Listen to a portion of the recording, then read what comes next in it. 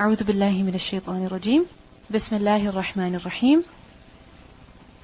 Ayah number 123.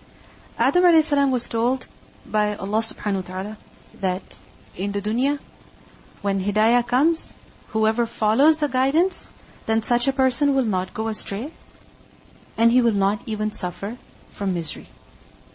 He will live a life of contentment, a life that is full of satisfaction. Even if he goes through difficulties, he will be at peace. Like we see in the lives of so many companions of the Prophet ﷺ, even the Prophet ﷺ himself, that they suffered so much loss sometimes, that their family members, their own children, their own brothers, their own spouses died. But still we see that they were so content. It did not make them depressed people. Generally when people go through difficulties, they become depressed. But we see that those who follow the guidance that Allah has given them, they don't become depressed. وَلَا يَشْقَى. وَلَا يَشْقَى. He does not suffer from misery. He does not become miserable. He may become sad, but he will eventually get out of it.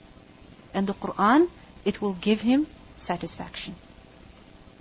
Like we see that the Sahabiyah, they lost their children, infants. They lost their husbands. So many women, they lost their sons. And every time they were told, you have lost this son of yours, what did they ask about? Is the Prophet ﷺ okay? And they were told, this son has died. Is the Prophet still okay? That's what they were concerned about. So the one who follows the guidance of Allah, لا يضل ولا يشقى. And on the other hand, وَمَنْ أَعْرَضَ عَنْ ذِكْرِي. And the one who turns away from my remembrance. The one who turns away from the dhikr of Allah. What does the dhikr of Allah refer to? Remembering Allah, general dhikr. And it also includes the dhikr that Allah has revealed, meaning the Qur'an, the hidayah, the scripture that Allah has revealed.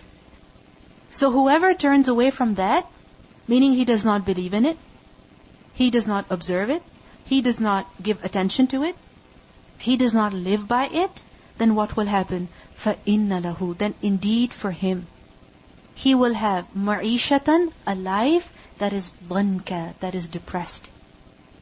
He will live a life of depression. Who?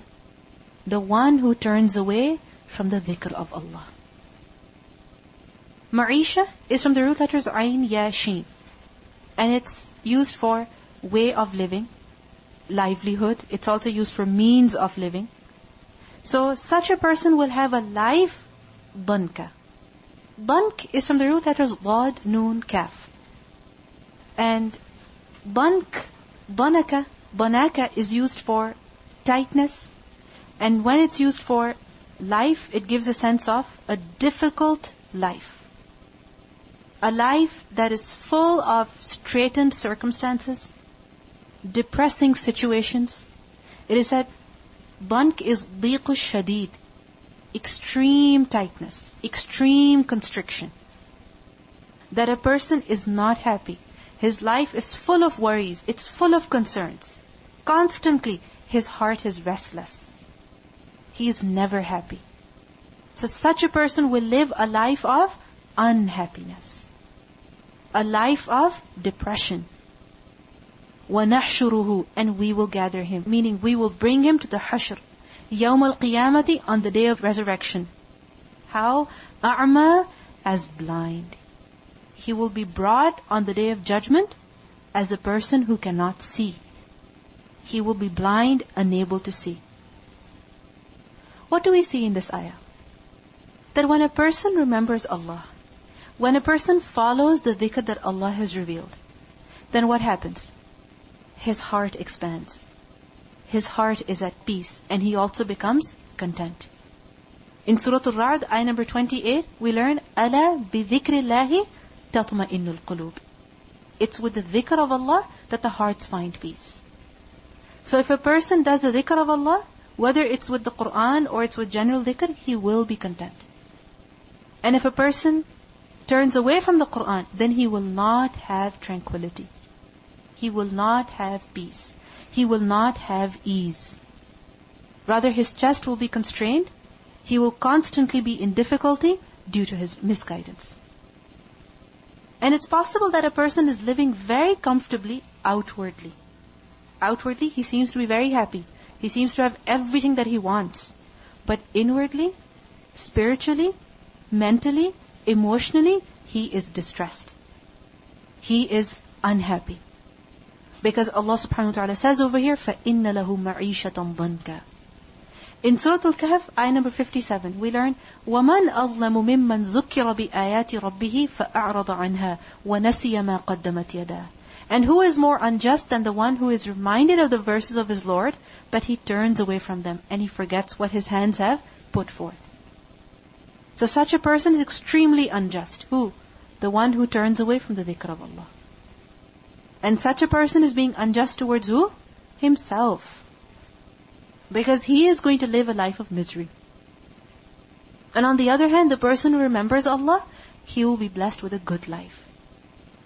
In Surah Al-Nahl, ayah 97, we have learned earlier that مَنْ عَمِلَ صَالِحًا مِنْ ذَكَرٍ أَوْ أُنْسَى وَهُوَ مُؤْمِنٌ فَلَنُحْيِيَنَّهُ حَيَاةً طَيِّبَةً. That such a person will live a good life. Who? The one who believes and also does righteous deeds. In Surah Hud, ayah number 3, we learn, وَأَنِ اسْتَغْفِرُوا رَبَّكُمْ ثُمَّ تُوبُوا إِلَيْهِ. Seek forgiveness from your Lord and turn in repentance to Him. What will happen? What's the benefit of following the guidance that Allah has given? يُمَتِّعْكُمْ مَتَاعًا حَسَنًا إِلَىٰ أَجْلٍ مُسَمَّى. He will let you enjoy a good provision for a specified term. Meaning you will live a good life. And about the Bani Israel, we have learned in Surah Ali Imran, ayah 112, that ضُرِبَتْ عَلَيْهِمُ الذِّلَّةُ أَيْنَمَا ثُقِفُوا إِلَّا بِحَبْلٍ مِّنَ اللَّهِ وَحَبْلٍ مِّنَ النَّاسِ وَبَاءُوا بِغَضَبٍ مِّنَ اللَّهِ وَضُرِبَتْ عَلَيْهِمُ الْمَسْكَنَةُ ذَلِكَ بِأَنَّهُمْ كَانُوا يَكْفُرُونَ بِآيَاتِ اللَّهِ. That the Bani Israel, they suffered from humiliation. They suffered from disgrace. They earned the anger of Allah. And poverty and dependence were struck upon them. Why? Because they used to deny the verses of Allah subhanahu wa ta'ala. So the one who turns away from Allah, from the commands of Allah, then he will have all kinds of hardships in this life. He will suffer from various types of hardships in this life. And on the other hand, a person who follows the dhikr of Allah, a person who does the dhikr of Allah, then he will live a good life. In Surah Al-Ma'idah, ayah 66, again we learn, وَلَوْ أَنَّهُمْ أَقَامُوا التَّوْرَاةَ وَالْإِنْجِيلَ وَمَا أُنزِلَ إِلَيْهِمْ مِنْ رَبِّهِمْ لَأَكَلُوا مِنْ فَوْقِهِمْ وَمِنْ تَحْتِ أَرْجُلِهِمْ. That if the Bani Israel, if they had upheld the laws of the Torah and the Injil, and what was revealed to them from their Lord, then they would have consumed provision from above them and also from below them. Meaning this life would become very enjoyable for them. Rizq would be made abundant for them. They would have all the blessings if only they had abided by the commands that Allah subhanahu wa ta'ala had given. And a great example of this are the people of Arabia. Before Islam, what were they? They were nothing. Who knew them? No one knew them. Who felt threatened from them? No one ever felt threatened from them. If you see, the people of Rome and the people of Persia, they were constantly fighting amongst themselves. Whereas Arabia was right by them. They never bothered to come to Arabia because the Arabs were nothing. They had nothing with them. They had no art. They had no civilization. Whereas if you look at it, the Egyptians, the Romans, right? The Persians, they had such great civilizations. In terms of the dunya. They had such great architecture. They had such great art. But what did the Arabs have? Did they build any great monuments? No. Did they have a lot of art? No. All they had was language. That's all they had. Nothing else but that. But then when guidance came to them, and when they accepted and followed it, look how they became the rulers of Rome and Persia. That they conquered those areas, and they became dominant. So this is very true, that the person who believes and accepts and follows the dhikr of Allah, he will live a good life. And a person who turns away, he will live a miserable life. Normally, what do people fear? That if they come close to deen, if they begin to do the dhikr of Allah, if they learn the Qur'an, if they begin to follow the Qur'an, their life will become difficult. Difficulty is a part of life anyway. But the one who suffers difficulty in the way of Allah, at least he gets reward. Isn't it so? And a person who suffers difficulty, otherwise, is he getting reward for the difficulty that he suffers from? No. Because he's not suffering that in the way of Allah, for the sake of Allah. And Allah has also promised that with difficulty there is ease. And very soon Allah will remove it.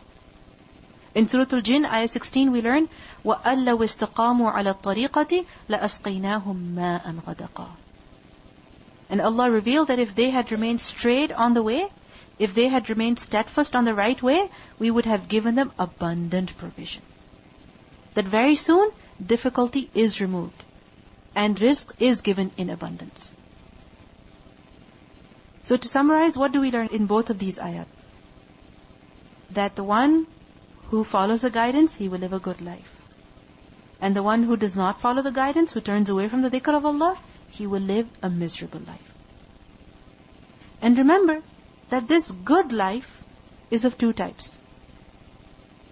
It is tangible as well as intangible. Tangible in the sense that a person will have abundance of wealth, abundance of blessings. And not necessarily abundance in the material sense, but barakah in blessings. That all of his needs are fulfilled. That he has everything that he needs. He has plenty.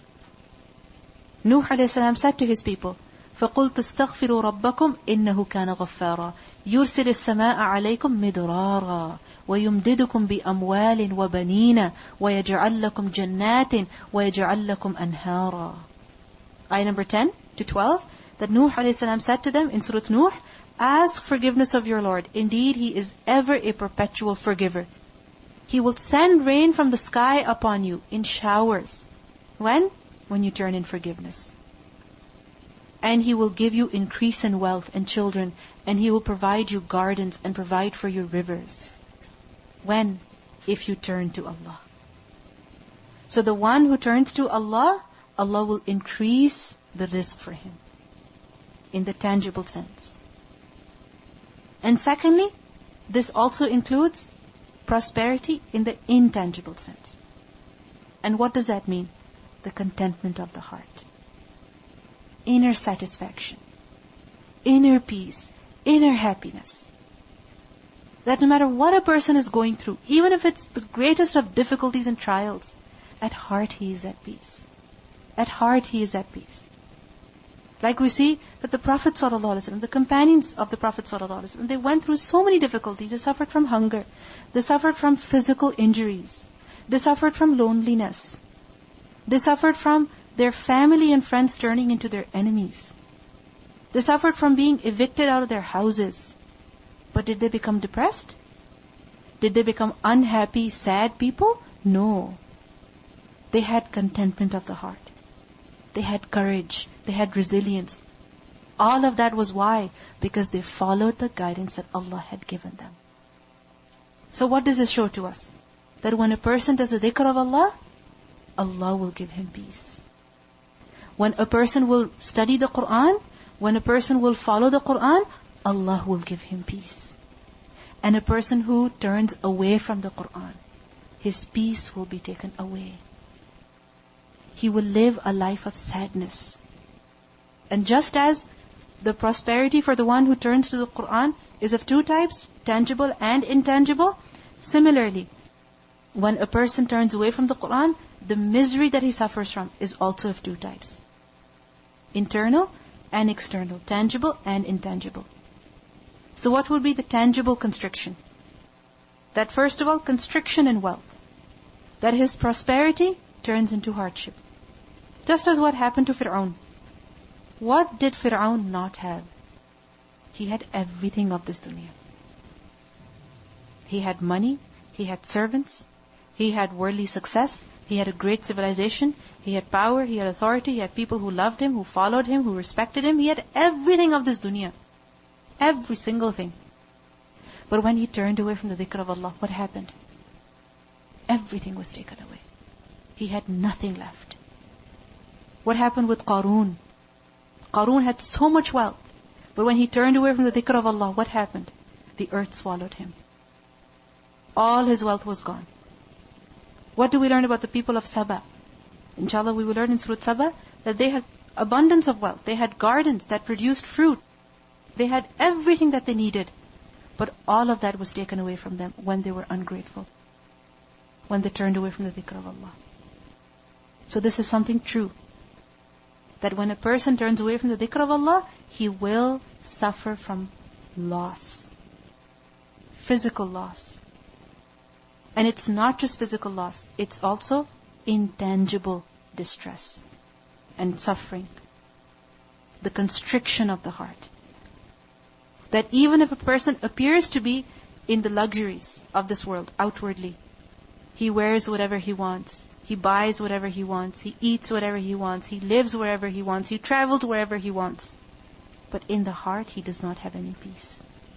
He does not have any peace. So many people who may be very successful in worldly terms, if you see them, they're on drugs so that they can stay sane, so that they can be normal in their behavior with other people, so that they don't harm themselves, they don't injure themselves. People who may appear to have a very good public image, people die to be like them, they aspire to be like them, but internally, they're suffering from sadness and depression. You may have heard about so many instances where people are successful in worldly terms, but inside, they are dying. Literally, they're dying. Recently, somebody was telling me about how there was this girl, no idea about what her name is, she was a very popular singer, and she also became a very popular celebrity very quickly, very young, but she began physically abusing herself. She would cut herself. And once she cut herself, and that cut was, it was obvious in one of the pictures that was taken of her, and everybody came to know that she was abusing herself physically, and she was sent into rehab, and then finally she was over it. But we see that people who may have everything outwardly, they have the best cars, the best houses, all the money, but inside they have no peace. They have no satisfaction. You may have heard about people like Mother Teresa even, who have done so much to help other people, but they struggled with their faith. There's a huge paper, a very long paper that has recently been released about Mother Teresa, about how she even doubted her faith, how she had no inner peace, how she was in darkness inside. And she struggled, and on the outward she showed a completely different appearance. But inside she was suffering from darkness. And this is very true. The one who turns away from the dhikr of Allah, on the outward he may appear to be very happy, but if you start talking to them, they will break down. If you start talking to them, they will tell you about how terribly they feel from inside. So, the one who turns away from the dhikr of Allah, فَإِنَّ لَهُ مَعِيشَةً ضَنْكَ ضَنْكَ. And even if in the dunya they say, no, we're happy, we have everything, they appear to be extremely happy people, eventually what's going to happen? They are going to be disgraced in the dunya. They are going to be disgraced, if not in the dunya, in the hereafter at least.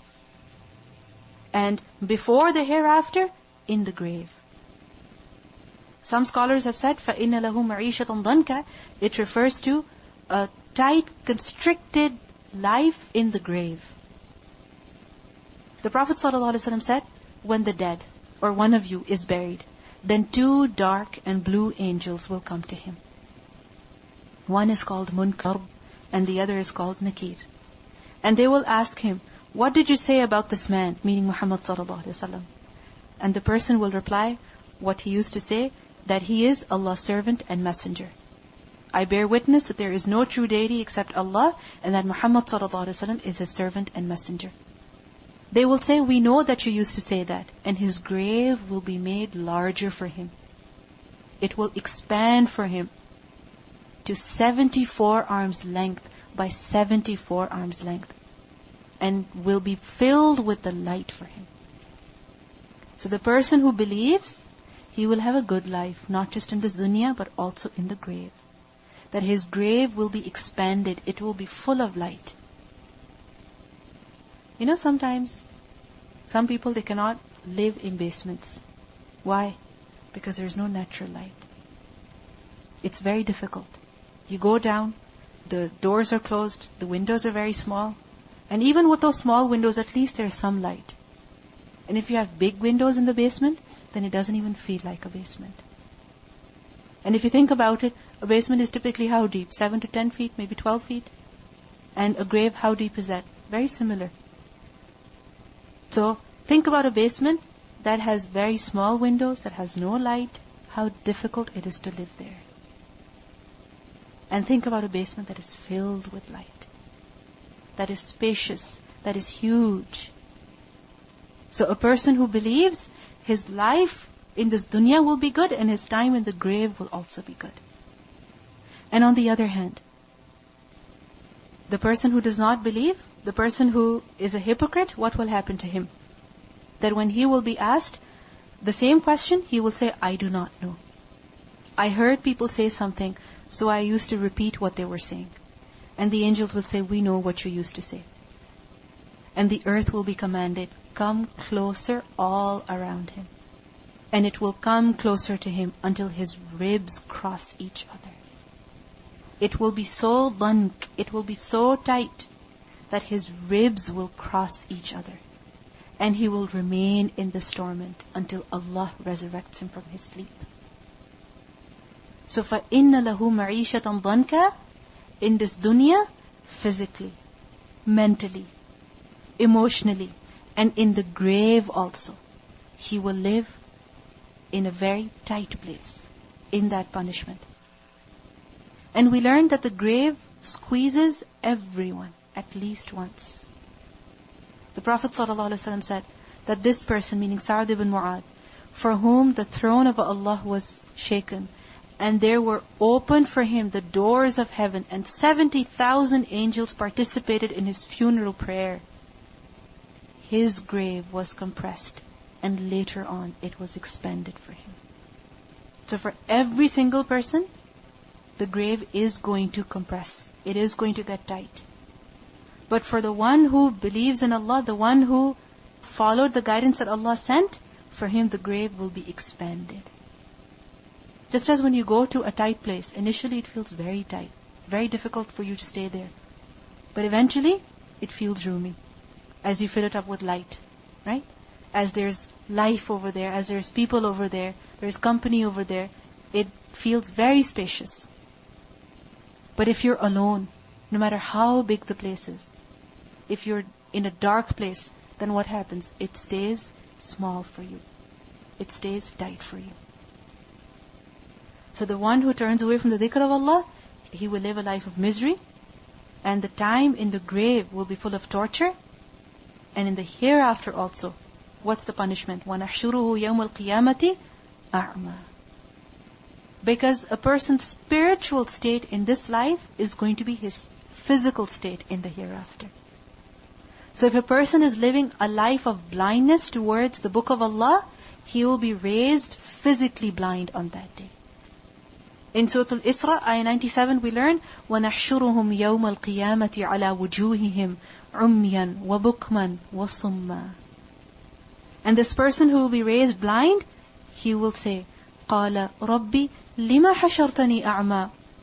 O my Lord, why have you raised me blind? وَقَدْ كُنْتُ بَصِيرًا, while I was once seeing. Meaning, what did I do? مَا فَعَلْتُ, what did I do that you raised me blind today, while I could actually see in the dunya? It will be said, قَالَ كَذَلِكَ, thus, أَتَتْكَ آيَاتُنَا, our ayat came to you. Just as you have been raised blind today, similarly our ayat came to you in the dunya. But what did you do? فَنَسِيتَهَا, you forgot the ayat. نَسِيتَهَا, you forgot the ayat. See the consequences of forgetfulness? Of forgetting the commands of Allah?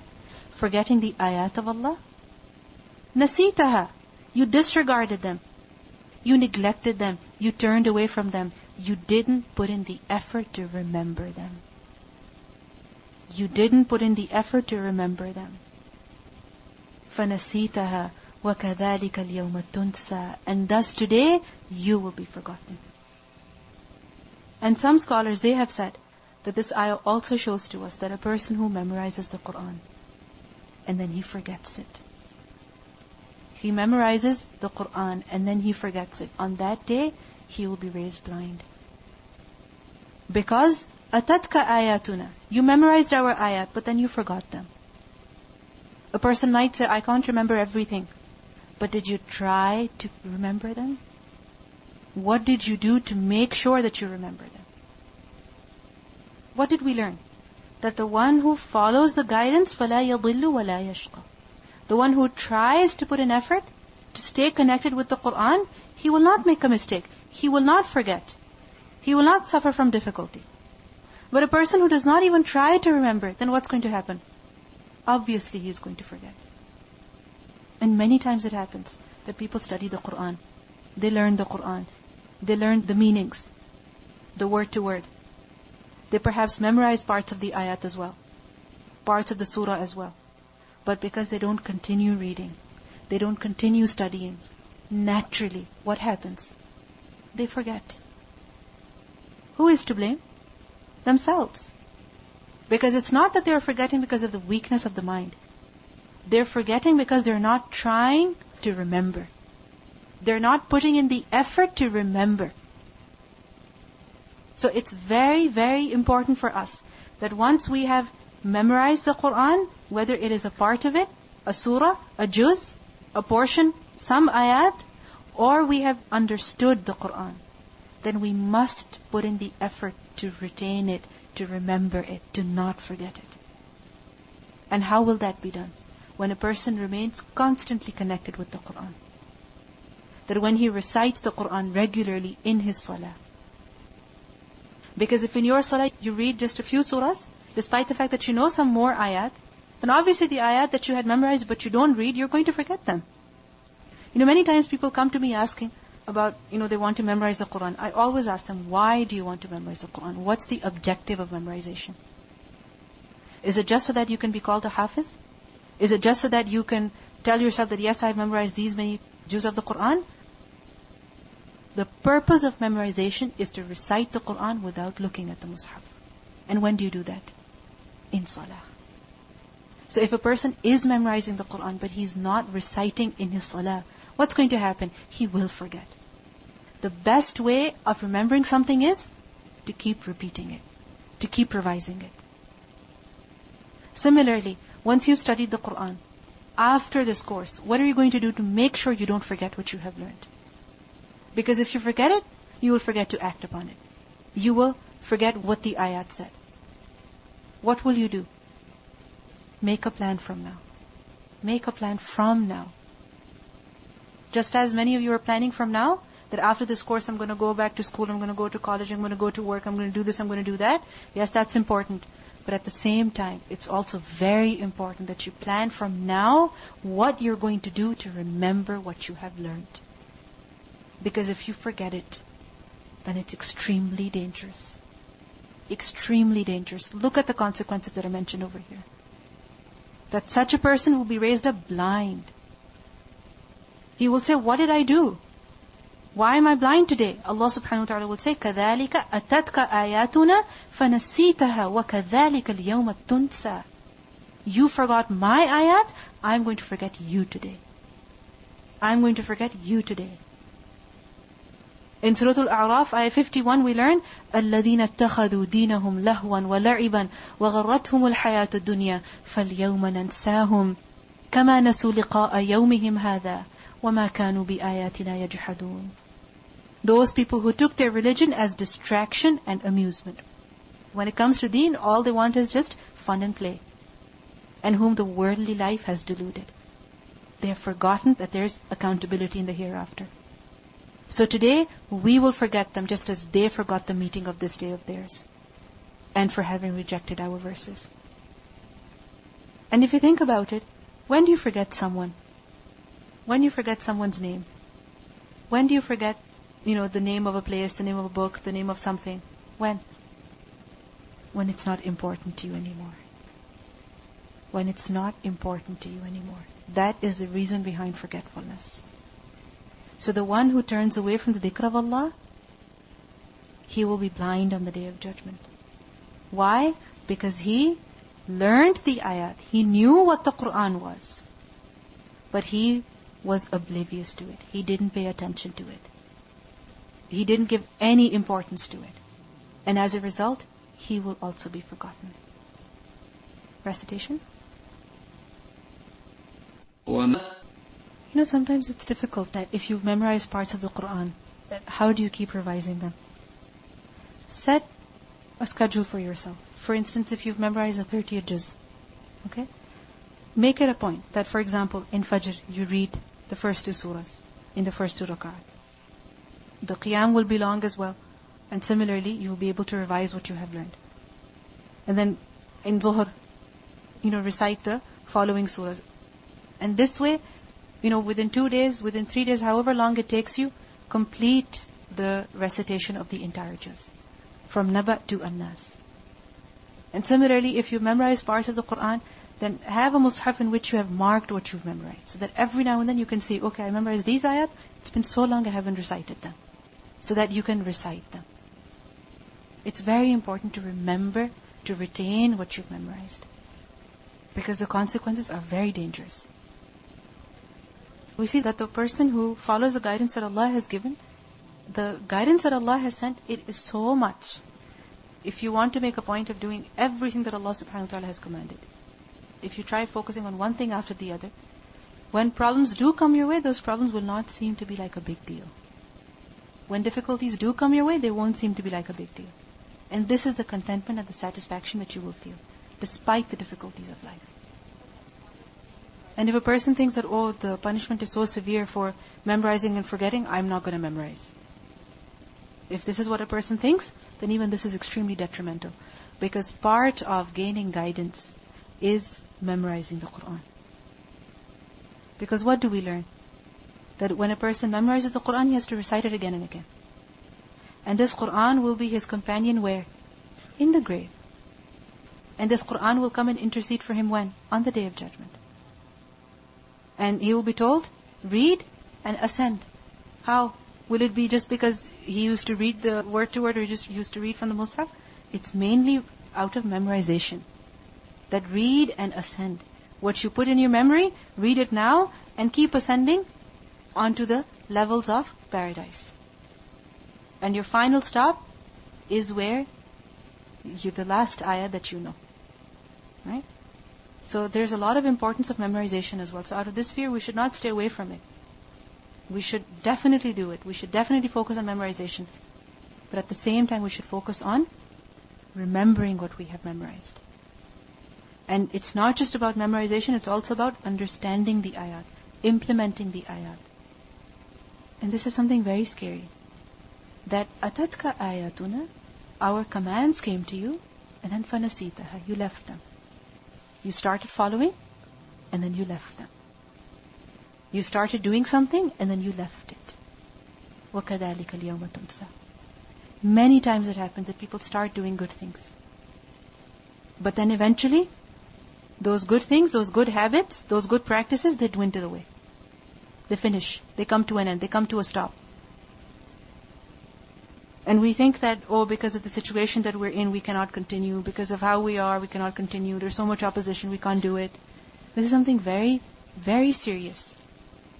Because when a person starts something and then he stops it, he's making the deen seem something so insignificant. It becomes like a play in front of others, like a game in front of others. That look, today he's doing this, and tomorrow he's not doing it. Today she has the hijab on, tomorrow she doesn't have the hijab on. Today she's wearing the niqab, tomorrow she's not wearing it. This is making a game out of the deen of Allah. And when a person plays with the deen of Allah like this, then he will be played with on the Day of Judgment. وَكَذَلِكَ الْيَوْمَ تُنْسَى. So when you start something, have some azm, have some resolve, some determination. And don't trust upon yourself, trust upon Allah. وَقُلْ رَبِّ زِدْنِي عِلْمًا. And once you're holding on to the Quran, then do not leave it. Because the moment you will leave it, it will leave you. It will go away from you. You will forget it.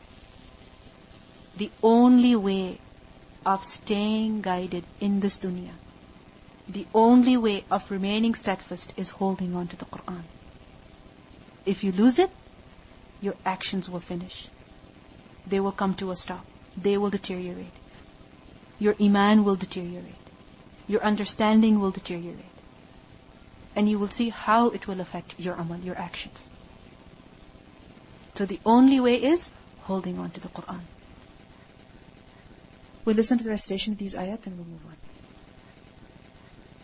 ومن أعرض عن ذكري فإن له معيشة ضنكا ونحشره يوم القيامة أعمى قال رب لم حشرتني أعمى وقد كنت بصيرا قال كذلك أتتك آياتنا فنسيتها وكذلك اليوم تنسى